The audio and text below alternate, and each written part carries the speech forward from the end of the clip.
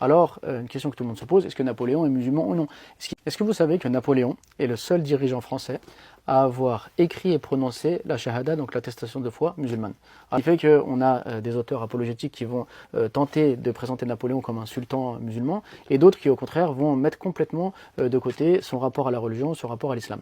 Eh bien, aujourd'hui, on a enfin une biographie intéressante qui va nous permettre de regarder le lien entre l'islam et Napoléon. Comment est-ce que Napoléon a perçu la religion, a perçu l'islam, et est-ce que c'était un simple opportunisme politique lors de la conquête d'Égypte, ou est-ce que c'était une véritable conviction qu'il avait avant d'aller en Égypte, qui s'est renforcée en Égypte et qui a continué par la suite, et dont il atteste de cette réalité lorsqu'il a tout perdu, à savoir quand il a Sainte-Hélène? Eh bien, c'est ce que Louis Blin, dont on a déjà découvert plusieurs ouvrages, à travers son travail sur Victor Hugo par exemple, ou Lamartine. Donc Louis Blin, qui est un diplomate qui travaille sur les intellectuels français et qui cherche à comprendre leur rapport à l'islam. Et donc souvent, lorsqu'on parle de Napoléon, on n'aborde jamais son rapport à l'islam. Pourtant, on va découvrir à travers ce livre que l'islam est omniprésent dans sa vie, avant l'Égypte, pendant l'Égypte et après l'Égypte. Mais